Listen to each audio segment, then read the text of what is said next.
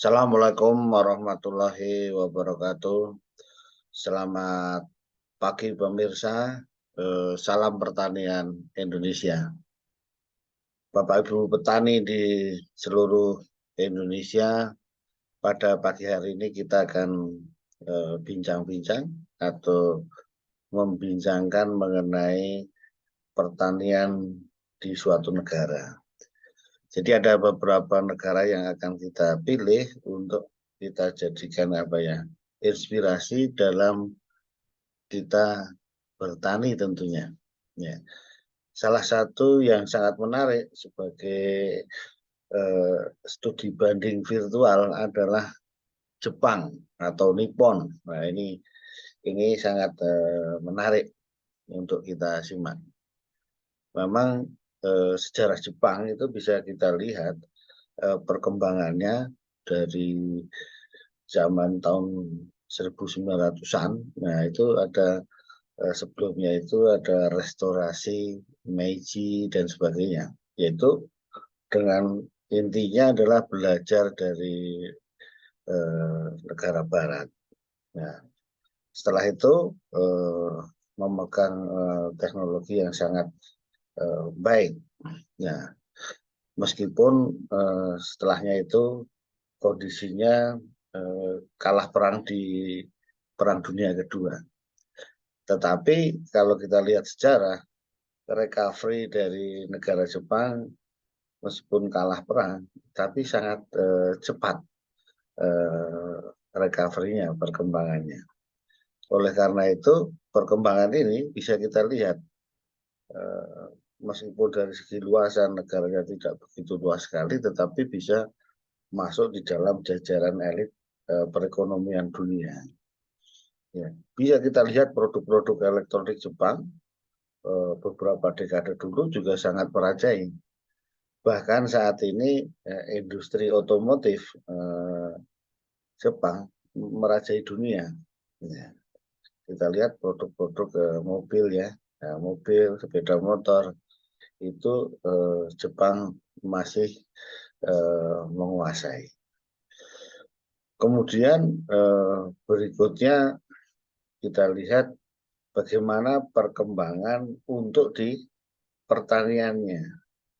Nah, pertanian Jepang yang mungkin sebetulnya masalahnya hampir sama dengan kita atau semua, yaitu lahan yang tidak begitu luas sebenarnya.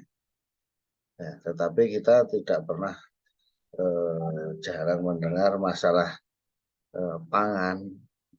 Itu menjadi masalah yang berarti di negara Jepang ini. Nah, ini kira-kira kenapa? Nah, ini ya menyebabkan dapat dikatakan kesimpulannya di pertanian Jepang ini sangat maju begitu. Bisa kita lihat beberapa video kalau kita lihat di YouTube itu kemajuan Jepang nampak sekali dari berbagai komoditas ya. Jadi menanam padi, ya, jadi Jepang itu terkenal tradisinya menanam padi juga. Ya. Kemudian menanam teh, kita lihat di background video saya ini juga ada. Kemudian menanam tanaman hortikultura yang lain, apel, anggur, kemudian semangka, melon, buah persik, nah, dan yang lain-lainnya. Nampaknya semua juga tidak ecek-ecek, jadi sangat bagus begitu. Nah, ini kalau kita telisik itu kira-kira kenapa? Nah, ini kenapanya. Memang suatu negara itu yang kalau menghadapi tekanan, nah, tekanan, tantangan itu akan menjadi berpikir lebih kreatif lagi, lebih keras lagi untuk memecahkan masalah. Jadi menurut saya Jepang ini menghadapi ancaman, tantangan yang dari berbagai keadaan. Satu, dari setelah kalah perang kan juga harus namanya menurut yang menang perang, yaitu Amerika misalnya. Jadi ya makanya tidak mempunyai apa ya angkatan bersenjata, hanya pertahanan diri. Makanya di Jepang juga ada pangkalan Amerika. Makanya tidak bebas lah kan gitu, namanya kalah perang. Kemudian dari sisi utara juga ada ancaman dari Rusia ya, jadi untuk pulau apa Kuril, Sakhalin, nah, itu juga masih menjadi problem. Inilah ancaman-ancaman yang dari segi negara. Kemudian ancaman dari alam. Nah, ancaman dari alam Jepang juga menghadapi tantangan yang tidak mudah. Satu, ini kan di negara subtropis, apalagi yang di utara udah dingin. Oleh karena itu eh, bercocok tanam itu tidak bisa dilakukan setiap musim. Tidak setiap musim, artinya di musim tertentu waktunya jadi terbatas. Sehingga harus berpikir keras bagaimana pertanian menjadi lebih bagus, efisien. Belum lagi tantangan yang sering gempa. Nah, alam ini tantangan alam, sering gempa. Nah, ini juga eh, menempa masyarakat Jepang tentunya menjadi lebih kuat lagi. Ya, dengan begitu tentunya akan eh, men-challenge eh, dalam hal, nah ini kan dalam hal karena pangan ini kan menjadi apa ya kebutuhan utama manusia. Oleh karena itu dipikirkan secara bagus. Itulah karena satu karena ancamannya itu dari segi apa ya alam maupun geopolitik, maka menyebabkan menjadi kuat tentunya. Ya.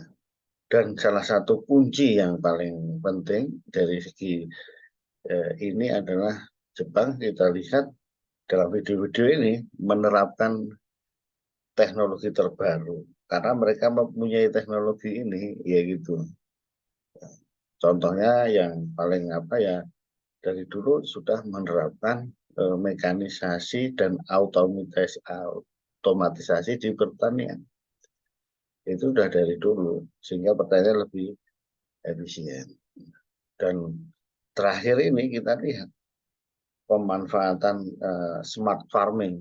Jadi level berikutnya dengan teknologi smart farming diaplikasikan. Tidak hanya mekanisasi dan otomatisasi saja. Sehingga kan pertanian menjadi lebih efisien. Itu yang berikutnya. Alasan berikutnya, ya, ketiga mungkin, itu Jepang ini termasuk negara yang rajin melakukan penelitian, riset di bidang pertanian.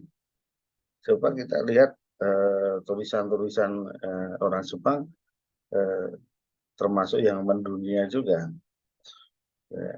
Yang saya lihat penelitian-penelitian virus, penelitian-penelitian tanaman itu juga sangat maju. Sehingga kita bisa lihat banyak profesor-profesor di Jepang pertanian itu kan kerjasama di Indonesia sering sering datang di Indonesia. Jadi tentunya yang dalam hal ini yang pertanian. Kemudian yang berikutnya, nah ini ditopang juga dengan karakter dari manusia di Jepang. Manusia Jepang itu termasuk yang apa ya ketat disiplin dan sangat rajin gitu. Inilah membuat karakter ini bisa mendukung kemajuan-kemajuan yang ada di Jepang tentunya. Ya, jadi sudah disiplin, rajin, ini apa namanya sangat mendukung pertanian yang ada.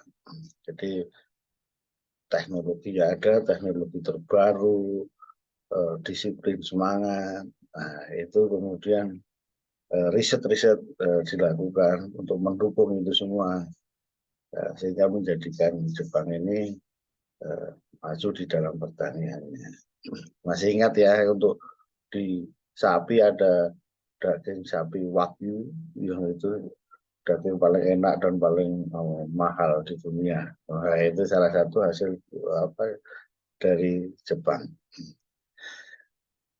Oke, pemirsa, itu mudah-mudahan bisa disimak intisarinya dari pembicaraan ini. Mudah-mudahan bisa memberikan inspirasi pertanian bagi bangsa kita, supaya lebih maju lagi. Ya, gitu. Terima kasih atas perhatiannya. Assalamualaikum warahmatullahi wabarakatuh.